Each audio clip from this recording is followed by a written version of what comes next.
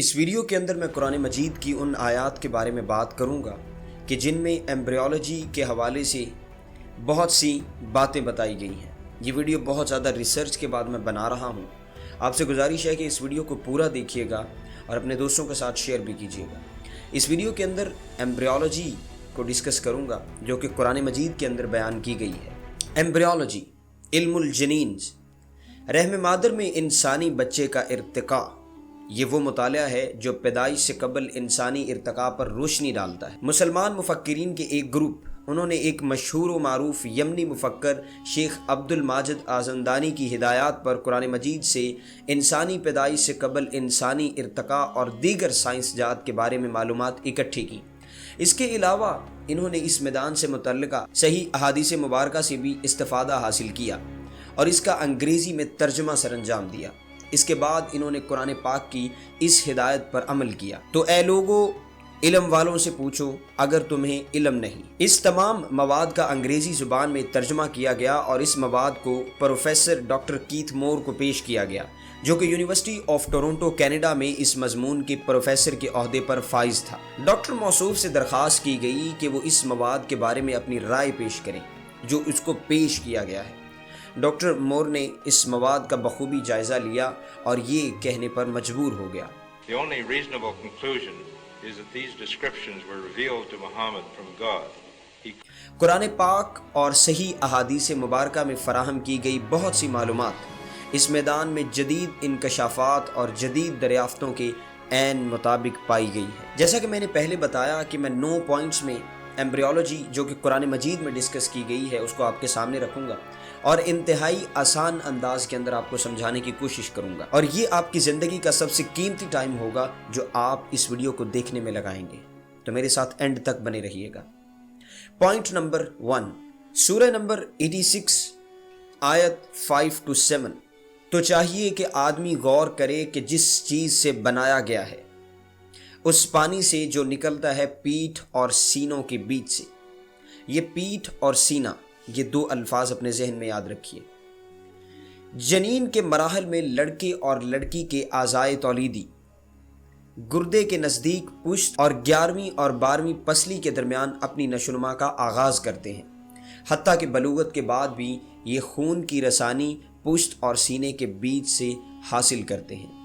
تو قرآن مجید میں جو بات کہی گئی ہے وہ اس سائنٹیفک ایویڈنس سے پروو ہوتی ہے۔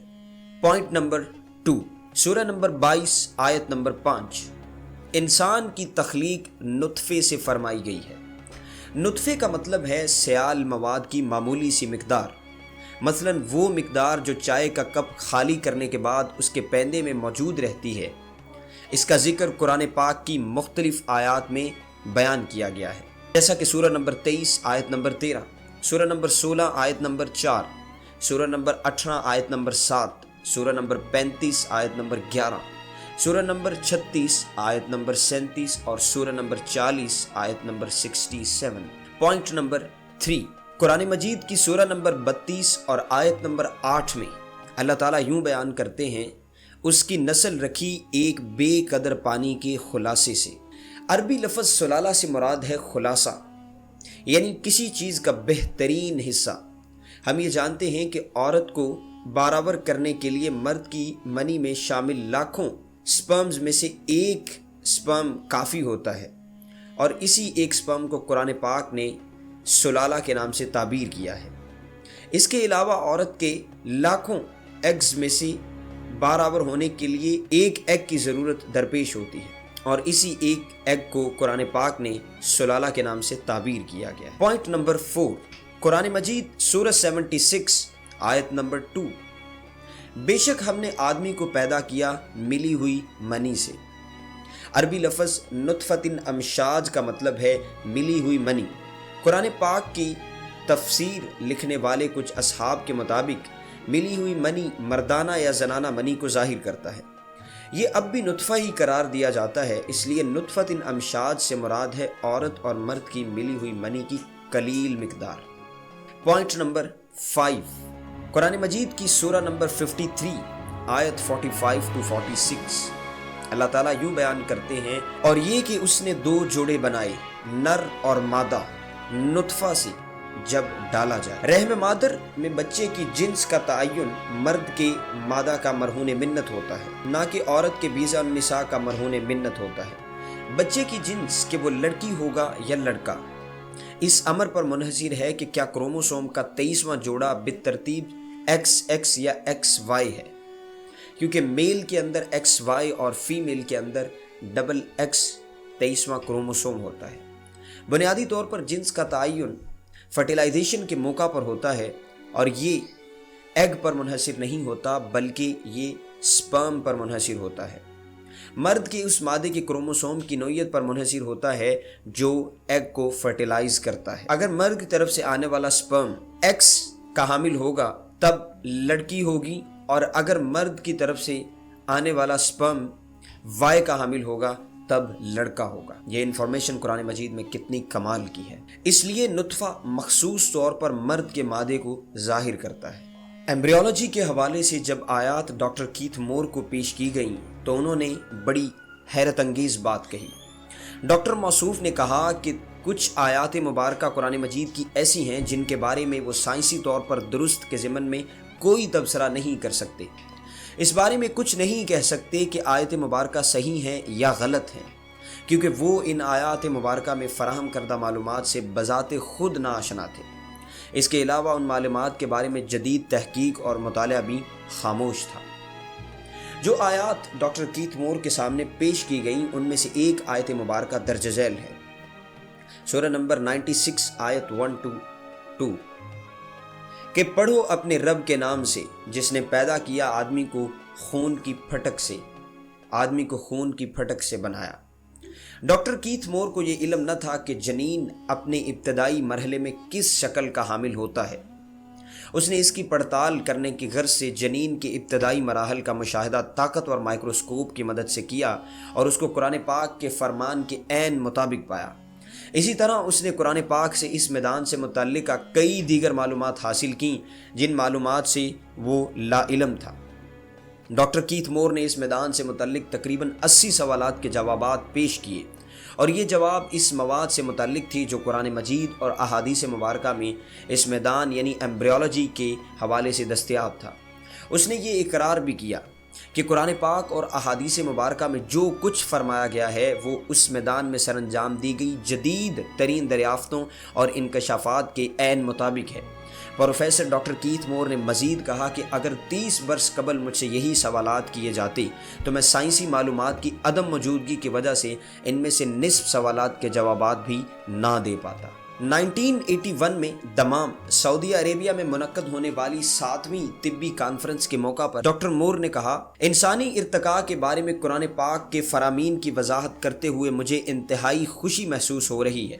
مجھ پر یہ بات روز روشن کی طرح عیاں ہو چکی ہے کہ یہ فرامین حضرت محمد صلی اللہ علیہ وسلم پر خدا یا اللہ تعالیٰ کی طرف سے نازل ہوئے تھے، کیونکہ یہ تمام تر علوم آپ صلی اللہ علیہ وسلم کے اس دنیا میں تشریف آوری کے صدیوں بعد تک بھی دریافت نہیں ہوئے تھے۔ اس امر سے مجھ پر یہ حقیقت واضح ہو چکی ہے کہ حضرت محمد صلی اللہ علیہ وسلم خدا یا اللہ کے رسول ہیں۔ ڈاکٹر کیتھ مور نے اس تحریر سے پہلے کتاب بنام دی ڈیولپنگ ہیومن لکھی تھی۔ قرآن پاک سے نئی علوم حاصل کرنے کے بعد اس نے 1982 میں اس کتاب کا 3را ایڈیشن تحریر کیا، اور اس کتاب نے کسی بھی ایک مصنف کے تحریر کردہ بہترین طبی کتاب کا انعام حاصل کیا۔ اس کتاب کا ترجمہ دنیا کی کئی ایک بڑی زبانوں میں کیا گیا ہے، اور اس کتاب کو ایک درسی کتاب کا درجہ بھی دے دیا گیا ہے جو کہ طالب علم کے سال اول میں پڑھائی جاتی ہے۔ پوائنٹ نمبر 6، قرآن مجید کی سورہ نمبر 39 آیت نمبر 6، تمہیں تمہاری ماؤں کے پیٹ میں بناتا ہے ایک طرح کے بعد اور طرح 3 اندھیروں میں۔ یہ 3 اندھیرے، یہ لفظ یاد رکھیے گا۔ جو فوٹو آپ اس وقت سکرین پر دیکھ رہے ہیں، اس فوٹو میں ان 3 پردوں کو دکھایا گیا ہے۔ پوائنٹ نمبر 7، قرآن مجید کی سورہ نمبر 23 آیت نمبر 12 سے 14، ہم نے آدم کو چنی ہوئی مٹی سے بنایا، پھر اسے پانی کی بوند کیا ایک مضبوط ٹھہراؤ میں، پھر ہم نے اس پانی کی بوند کو خون کی پھٹک کیا، پھر خون کی پھٹک کو گوشت کی بوٹی، پھر گوشت کی بوٹی کو ہڈیاں، پھر ان ہڈیوں پر گوشت پہنایا، پھر اسے اور صورت میں اٹھان دی، تو بڑی برکت والا وہ اللہ ہے جو سب سے بہتر بنانے والا ہے۔ اس آیت میں اللہ تعالیٰ فرماتا ہے کہ انسان کی تخلیق پانی کی بوند سے فرمائی گئی، یعنی رحم مادر میں، پھر اس میں روح ڈالی اور ان بے جان کو جان کر دیا۔ قرآن مجید کی اس آیت میں جو الفاظ کا تذکرہ کیا گیا ہے، میں ان کو آپ کے سامنے ڈیٹیل میں بتانا چاہوں گا۔ سلالہ کا مطلب ہوتا ہے چنی ہوئی مٹی، نطفہ کا مطلب ہوتا ہے پانی کی بوند، علقہ کا مطلب ہوتا ہے خون کی پھٹک، مضغہ گوشت کی بوٹی، عظام ہڈیاں، اور فکسون العظام لحما کہ ہڈیوں پر گوشت چڑھایا گیا۔ علقہ مضغہ میں تبدیل ہوتا ہے، جس کا مطلب ہے کہ ایسی چیز جو چبائی گئی ہو، جس پر دانتوں کے نشان موجود ہوں، اور یہ مطلب بھی ہوتا ہے کہ کوئی ایسی چھوٹی سی چیز جو کہ چنگم کی طرح منہ میں رکھی جا سکتی ہو۔ یہ دونوں وضاحتیں سائنسی لحاظ سے بالکل درست ہیں۔ اس چیز کو سمجھنے کے لیے پروفیسر کیتھ مور نے ایک تجربہ کیا۔ انہوں نے پلاسٹک سیل کا ایک ٹکڑا لیا اور اس کو جنین کے ابتدائی مرحلے کی شکل میں تبدیل کیا اور اس کو مضغہ کی شکل میں دینے کے لیے اپنے دانتوں کے درمیان چبایا۔ اس کے بعد اس نے جنین کے ابتدائی مرحلے کی تصاویر کے ساتھ اس کو ملایا اور دانتوں کے نشان ہو بہو اس کے مشابہ پائے گئے۔ پھر مضغہ عظام یعنی ہڈیوں میں تبدیل کیا جاتا ہے، پھر ان ہڈیوں پر گوشت پہنایا جاتا ہے جس کو لحم کہا جاتا ہے۔ اس کے بعد اللہ تعالیٰ اسے ایک اور مخلوق کی شکل عطا فرماتا ہے۔ یہ سب باتیں اتنی زیادہ حیران کن تھیں کہ ایمبریولوجی کے حوالے سے قرآن مجید نے ان آیات کو اتنی ڈیٹیل میں ڈسکس کیا ہے۔ جب ایمبریولوجی کے حوالے سے یہ آیات ایک اور پروفیسر مارشل جانسن، جو امریکہ کا ایک نامور سائنسدان ہے اور علم تشریح الاعضاء کا ہیڈ آف ڈپارٹمنٹ ہے، اس کے علاوہ وہ ڈینیل انسٹیٹیوٹ میں جیفرسن یونیورسٹی فلاڈیلفیا امریکہ کا ڈائریکٹر بھی ہے، اسے جب یہ کہا گیا کہ وہ قرآن کی ان آیات پر تبصرہ کرے جو جنین وغیرہ کے بارے میں بیان فرماتی ہیں اور اس کے مختلف مراحل سے پردہ اٹھاتی ہیں، تو پروفیسر موصوف نے ان الفاظ کے ساتھ قرآن مجید کی حقانیت کو بیان کیا۔ پہلے تو انہوں نے کہا کہ حضرت محمد صلی اللہ علیہ وسلم کے پاس ایک طاقتور مائکروسکوپ ہوگا جس سے وہ اتنی پریڈکشنز کر لیتے تھے۔ پھر جب اسے یاد دہانی کروائی گئی کہ قرآن آج سے 1400 سال پہلے نازل ہوا تھا اور مائکروسکوپ حضرت محمد صلی اللہ علیہ وسلم کے زمانے سے صدیوں بعد ایجاد ہوئی تھی، پروفیسر جانسن اس پر مسکرایا اور کہنے لگا، ہاں، پہلی مائکروسکوپ جو ایجاد ہوئی تھی وہ تو تھوڑی دیر پہلے ایجاد ہوئی ہے اور وہ زیادہ سے زیادہ امیج کو 10 گنا بڑا کر کے دکھا سکتی ہے۔ اس کے بعد اس نے کہا کہ مجھے اس تصور سے اتفاق کرنا پڑتا ہے کہ محمد صلی اللہ علیہ وسلم پر قرآن کے نازل ہونے میں خدائی اثرات کا دخل تھا۔ یہ الفاظ ایک کرسچن ایمبریولوجسٹ کے ہیں، یہ کسی مسلمان سائنسدان کے نہیں ہیں۔ پروفیسر ڈاکٹر کیتھ مور صرف انہی باتوں پر خاموش نہیں رہے جو میں نے آپ کے سامنے پیش کی، بلکہ ان کے بقول جنین کے نشوونما پانے کے مختلف مراحل کی جدید درجہ بندی جو دنیا بھر میں تسلیم کی جاتی ہے، وہ درجہ بندی بآسانی سمجھ آنے والی درجہ بندی نہیں ہے۔ یہ نمبر شمار کے حساب سے مختلف مراحل کو بیان کرتی ہے، مثلا مرحلہ نمبر 1، مرحلہ نمبر 2 وغیرہ وغیرہ۔ لیکن دوسری طرف قرآن پاک نے جن مراحل کی نشاندہی کی ہے وہ بآسانی سمجھ میں آ جاتے ہیں کہ جنین کن کن مراحل سے گزرا ہے، اور قرآن پاک اس سلسلے میں جو وضاحت پیش کرتا ہے وہ نہ صرف بخوبی سمجھ میں آتی ہے بلکہ وہ ایک عملی نوعیت کی بھی حامل ہے۔ یہ الفاظ ڈاکٹر کیتھ مور کے ہیں جو کہ ایک کرسچن ایمبریولوجسٹ ہے اور جس کی کتاب کو دنیا بھر میں تسلیم کیا جاتا ہے، وہ قرآن کی حقانیت کو اس طرح بیان کرتا ہے۔ قرآن مجید کی سورہ نمبر 22 آیت نمبر 5، ہم نے تمہیں پیدا کیا مٹی سے، پھر پانی کی بوند سے، پھر خون کی پھٹک سے، پھر گوشت کی بوٹی سے، نقشہ بنی اور بے بنی، تاکہ تمہارے لیے اپنی نشانیاں ظاہر فرمائیں۔ یہ نقشہ بنی اور بے بنی کیا ہے؟ اگر جنین کا مشاہدہ کیا جائے تو یہ بات واضح ہوتی ہے کہ وہ جزوی طور پر تخلیق شدہ اور جزوی طور پر غیر تخلیق شدہ ہوتا ہے۔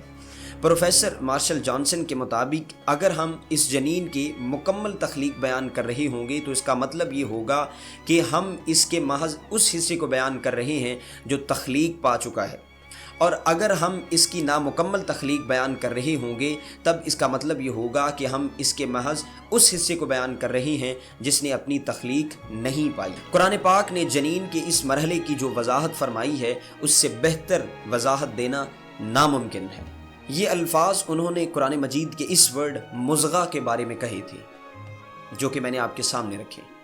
پوائنٹ نمبر 9، قرآن مجید کی سورہ نمبر 32 آیت نمبر 9، اور تمہیں کان اور آنکھیں اور دل عطا فرمائے تاکہ تم سنو، دیکھو اور سمجھو۔ یہاں پر غور کیجئے گا کہ شکم مادر میں یعنی کہ ان دا ووم آف مدر بچے میں سب سے پہلے سننے کی حس اجاگر ہوتی ہے۔ 24 ہفتے کا جنین آواز سن سکتا ہے، اس کے بعد دیکھنے کی حس اجاگر ہوتی ہے، اور 28 ہفتے کا جنین دیکھ بھی سکتا ہے۔ اسی طرح یہ بات اللہ نے قرآن مجید کے مختلف مقامات پر یوں بیان فرمائی ہے۔ ان تمام تر آیات میں سننے کی حس کا تذکرہ دیکھنے کی حس سے پہلے کیا گیا ہے۔ قرآن پاک کے بیانات آج کل کی جدید دریافت کے ساتھ مکمل طور پر ہم آہنگ ہیں۔ یہ تھی میری ایک چھوٹی سی کاوش کہ میں قرآن مجید میں موجود ایمبریولوجی کے حوالے سے جو ٹرمز پیش کی گئی ہیں، جو ٹرمز بیان کی گئی ہیں، ان کو آپ کے سامنے انتہائی سادہ الفاظ کے اندر رکھ سکوں۔